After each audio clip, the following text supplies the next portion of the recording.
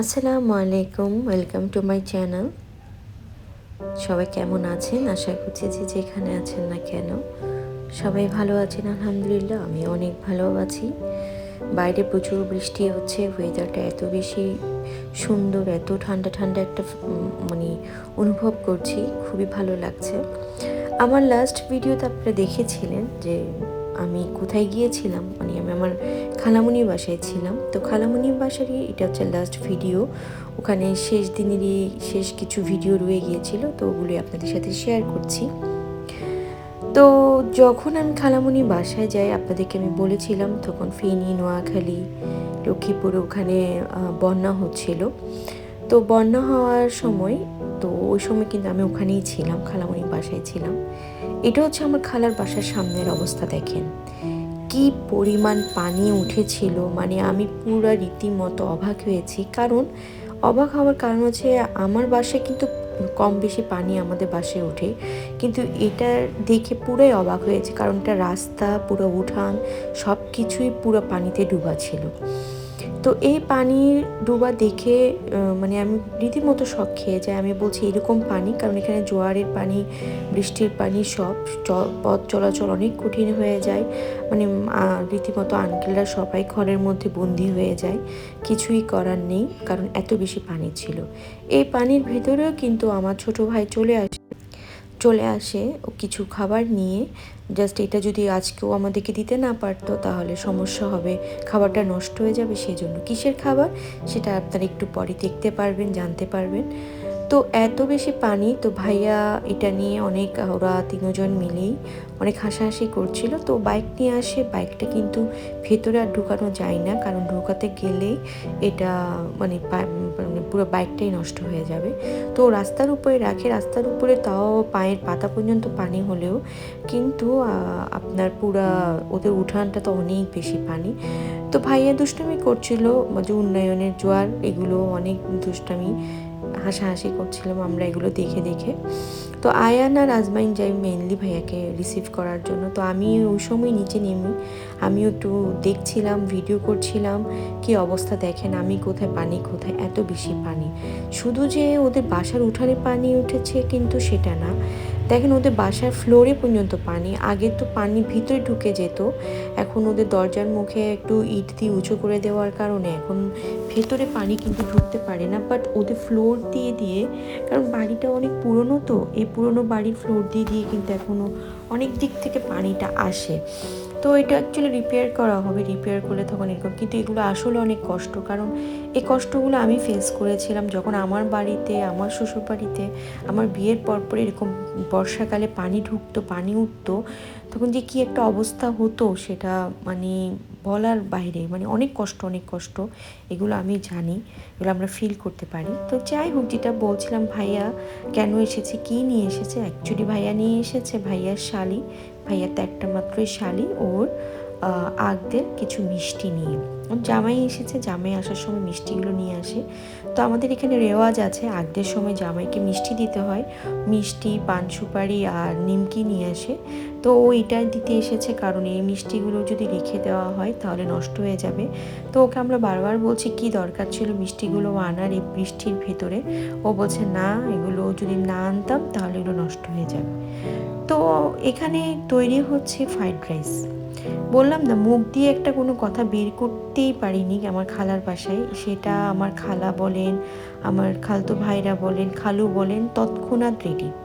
মানে মুখ দিয়ে একটা কথা বললেই হলো, এটা খেতে ইচ্ছা করছে, এটা কি এখানে পাওয়া যায় কি না, মানে বললে হলো। তো আয়ানের হাতে ফ্রাইড রাইসটা খুব ভালো লাগে, তো আয়ানকে বলছি তুই একটু ফ্রাইড রাইস খাওয়াইস তোর হাতে। এটা বলার সাথে সাথে ও তো পোলাও চাল টাল সব কিনে নিয়ে আসে, সাথে ও তৈরি করে ফেলে। মানে মানে ফ্রাইড রাইস তৎক্ষণাৎ। আমরা তো ফ্রাইড রাইস তৈরি করার আগে কত কিছু প্রিপারেশন করে রাখি, কিন্তু না, ও তৎক্ষণাৎ আমাকে বিকালের মধ্যে সব রেডি করে সন্ধ্যায় আমাকে ফ্রাইড রাইস খাওয়াই দেয়। তো আসলে এগুলো হচ্ছে একটা মায়া, ভালোবাসা আমার প্রতি ওদের, কারণ ওরাও চেষ্টা করে আমাকে খুশি রাখার জন্য, খাওয়ানোর জন্য।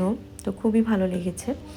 তো আমার খালামণির বাসা নিয়ে আপনারা কেউ কোনো কমেন্টস করেন না, এটা হচ্ছে আন্টির নতুন বাড়ি হচ্ছে, ওই বাড়ির কিছু ওখানে আপাতত আন্টি যে মানে কিচেনটাকে সেট করেছে, সেটও না মানে ওখানে আন্টি কিচেনটা একটু টেম্পোরারি করেছে। তো টেম্পোরারি করার কারণ হচ্ছে আন্টি যে এখানে আন্টি কিচেন ছিল ওটা অনেক ছোটো ছিল, এখানে আনাতে আন্টির একটু বড় সড়ো হয়েছে, আন্টির একটু সুবিধা হয়েছে সেজন্য। তো আস্তে আস্তে বাড়িঘর তৈরি ঠিক হবে, কারণ উনিও ছেলে থেকে বিয়ে করাবে, সেজন্য বাড়িঘর সবগুলো আবার ঠিক করানো হবে।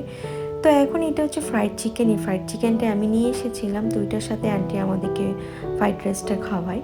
আর এখানে আয়ান একটু বাটার দিয়ে একটু সসেসকে একটু চিজ দিয়ে করে দেয়, এটা খুবই মজা ছিল। তো ও মানে বললাম না যেটা চাই সেটাই খাওয়াই।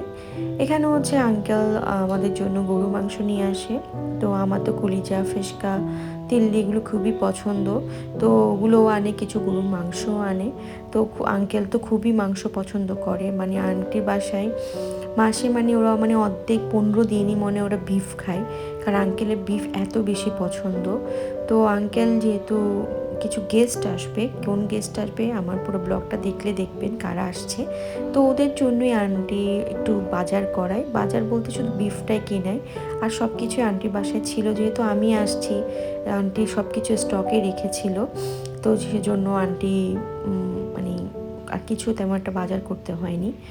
তো আমি আসছি শুনে আমার কাজিনরাও আসে, তো ওদের জন্যই বিশাল আয়োজন, আমি আর আন্টি মিলে, আমি আন্টিকে একটু টুকটাক হেল্প করি, আর পুরোটাই আন্টি সেট করে পুরো খাবারগুলো, অনেকগুলো আয়োজন করে আন্টি। যেহেতু সকালেই আমার কাজিনরা যেহেতু শুনেছে আমি আসছি, তো ওরা সবাই বলছে আমরাও আসবো, অনেক দিন হয়েছে একটু আমরা ফুপ্পির বাসায় আসি না, তাই সবাই আসে। তো সবাই আসে বলতে আগে আমার বোনরা, তো সবাই তো আপনারা আমার কাজিনদেরকে চিনেন যারা আমার পুরনো ভিউয়ার্স, আর যারা নতুন ভিউয়ার্স ওদেরকে বলি দিই, ওরা হচ্ছে সবাই আমার মামাতো বোন, সবাই ম্যারিড, ওরা সবাই আসে আমাদের সাথে মানে আন্টি বাসায় ঘুরতে। তো মেনলি অ্যাকচুয়ালি আমরা সবাই একসাথে হতে চাই, সেজন্য ওরাও চলে আসে, তো ওদেরকে সকালে চলে আসতে বলি, সবাই চলে আসে, কুমকুম মুনমুন পায়েল সাদিয়া ও বাচ্চাদেরকে নিয়ে চলে আসে, আর সন্ধ্যার পর হাজব্যান্ডরা সবাই আসবে, জামাইরা সবাই আসবে। তো ওরা বলছিল এত বেশি খাবার দাবার কেন করেছেন আন্টি, আপনি পাগল হয়ে গেছেন, এত খানা কেন করেছেন। আন্টি বলছে এগুলো অল্প অল্পই খাবার, এত কিছু করি না, তোদের জন্য সবজি আইটেমটা একটু বেশি করেছি, আর কিছুই না। তো এখানে পায়েল খাবারটা সার্ভ করে দিচ্ছে, আর মুনমুন আসছে, সাদিয়া আসছে, মানে আমরাই আসছি, আমরাই ছিলাম। তো খুবই ভালো লাগছিল, সময়টা অনেক ভালোই কেটেছে, ওরা সবাই মানে ওই সময় আমার খালু আসছিল, খালু আসার নাম শুনে ওরা সবাই মাথায় কাপড় দেওয়া শুরু করে দেয়। এরপর আর কোনো ফুটেজই আমি নিতে পারি না, কারণ কাজিনদের সাথে আড্ডায় পড়ে যাই, আর কি বলবো, আড্ডা দিলে তো আর হুঁশ থাকে না, এরকম আর কি। এগুলো হচ্ছে আমার বিদায়ের বেলা, আমি অনেক দিন প্রায় 10 দিনের মতো আন্টি বাসায় ছিলাম। তো যাওয়ার সময় এগুলো মা খালারই কাজ, যাওয়ার সময় মেয়েকে তার শ্বশুরবাড়ি বিদায় দেওয়ার সময় গাঁটটি বেঁধে দেওয়া, আমি গাঁটটি বলি, এরকম আন্টি যেহেতু আমি বক্স নিয়ে এসেছি, আন্টি আমাকে প্রতিটা বক্সের মধ্যে খাবার ফিল আপ করে দেয়, ফ্রাইড রাইস থেকে শুরু করে বিফ চিলি, চিকেন চিলি ছিল, তারপর গরু মাংস রান্না ছিল, ছাগলের মাংস রান্না করে দিয়েছিল, এই যে আমার তালের রসটা সেগুলো, তারপর মিষ্টি মানে বিস্কিট যা পেরেছে তা দিয়েছে, মানে আমি পুরো অবাক হয়েছি। পিঠা গুড়ি পিঠা বানিয়ে দিয়েছে, মানে অনেক কিছু। আন্টি পারছিল না, আন্টির থেকে আন্টির হেল্পিং হ্যান্ড ইয়াসমিন পারছিল না যে আরও অনেক কিছু ফ্রিজে যা আছে সব দিয়ে দিতে। তো ছোট্ট একটা ভিডিও আপনাদের সাথে শেয়ার করেছি, আজকে এখানেই শেষ করছি। আসসালামু আলাইকুম, সবাই ভালো থাকবেন, সুস্থ থাকবেন।